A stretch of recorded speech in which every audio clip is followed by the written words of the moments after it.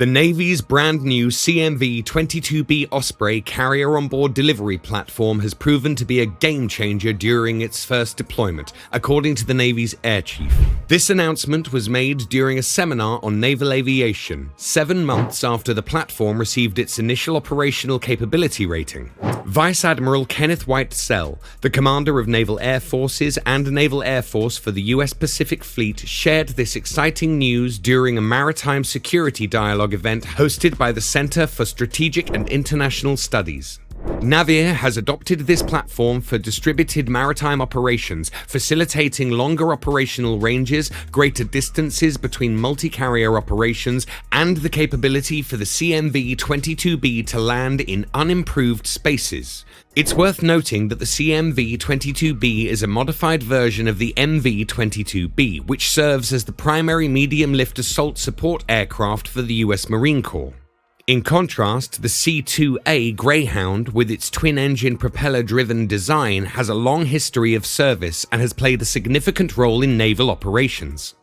During the mid-1960s, there was a plan to replace an old aircraft with a new one called the CMV-22B. This new aircraft has several advantages over the Greyhound and the Marine Corps' MB-22 tiltrotor variant. According to Whitesell, one of the benefits is that it can operate over a much wider range than the MV-22 due to its increased gas capacity.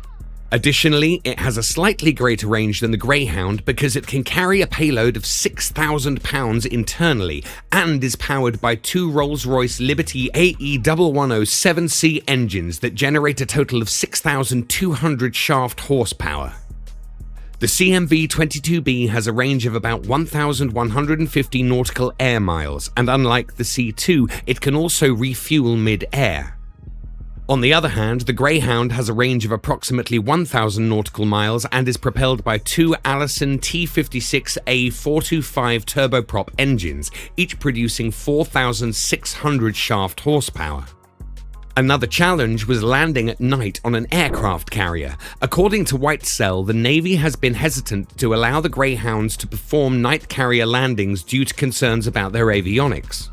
On this platform, the CMV-22 had a significant role in medevac missions, and its unique feature of not requiring a catapult launch proved to be crucial. This was especially important because it meant that medical staff didn't have to worry about how patients would be affected by the powerful and sudden force of a catapult launch. Furthermore, the Osprey received praise for its adaptability. It could swiftly land, take off, load and unload cargo, making it a valuable asset. As Whitesell noted, it could be landed like a helicopter, allowing for an easy movement, including a return to the holding pattern called starboard delta, typically used by helicopters and COD aircraft on the ship's starboard side, where they make right-hand turns at 500 feet. This flexibility was highly beneficial for operations. Despite the initial plan to acquire the 48 CMV-22 aircraft, the Navy has decided to purchase only 44 from Bell Boeing. The Fleet Logistics Multi-Mission Squadron 30 VRM-30 became the Navy's first operational CMV-22 unit, and it was activated at Naval Air Station North Island in California in December 2018. A ceremony was held to mark the milestone following the dispatch of the initial group of potential naval Osprey crews for training with Marine Medium Tiltrotor Training Squadron 204, the VMMT-204. On Wednesday, Whitesell gave high praise to the Marines for their invaluable assistance in training Navy aviators and crew members in the Osprey aircraft. He emphasized that the Marines played a crucial role in instructing our maintenance personnel on how to operate this platform and taught our instructors and pilots how to effectively fly it.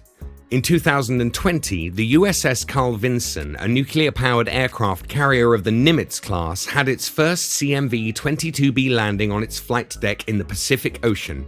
In the summer of 2021, Fleet Logistics Multi-Mission Squadron VRM-30, along with the F-35 Lightning II and E-2D Advanced Hawkeye squadrons, embarked on the Vinson for their initial deployment. During this deployment, the Navy proudly reported a mission completion rate of 98% and a mission competence rate of 75% for the first deployed detachment.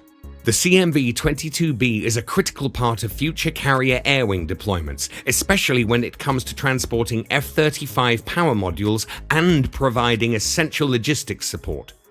Initially, there were concerns about how much space the tiltrotor aircraft would require for launching and recovering on a carrier deck, as well as how it would maneuver around the flight deck. Whitesell noted that these concerns were addressed by allocating more hangar base space. Additionally, the crew and handlers of the carrier-deployed CMV-22s didn't voice any complaints about Osprey's suitability for the COD, Carrier Onboard Delivery mission.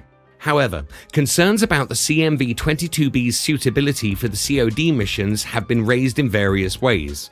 These include the absence of cabin pressurization, which we've discussed in detail before. The Osprey often needs to cover long distances at speeds similar to turboprops while flying at lower altitudes. This sometimes requires flying through challenging weather conditions, especially because the destination is typically far out at sea.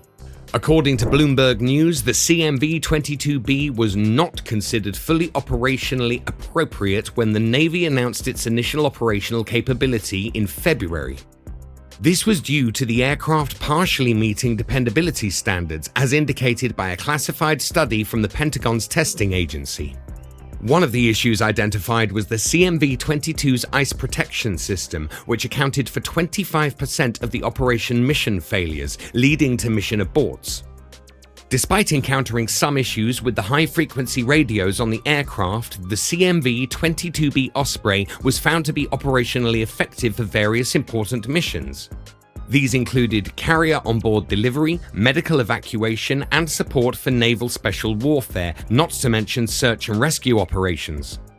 Whitesell discussed the CMV-22B's mission capability rate during his remarks on Wednesday. Although he didn't delve into the details of the study, he referred to a naval program designed to meet operational and maintenance goals. Now, this program allows for repair periods lasting 2 to 3 months every 15 to 18 months. He explained that for carrier onboard delivery (COD), there is always one aircraft in phased maintenance, ensuring a consistent 66% mission capability rate. Even during the CMV-22's initial deployment, when one platform was undergoing phased repair, they still achieved a mission capability rate of around 67%. Whitesell emphasized that the CMV-22 proved to be both safe and efficient during its initial deployment, but looking ahead, he mentioned that they would be reviewing the maintenance plans for all of their platforms, just as they are doing for every other aircraft. Tell us your thoughts about this video in the comments section, and don't forget to like and subscribe to our channel, and don't forget to ring the bell for notifications to stay updated. Thank you all for watching.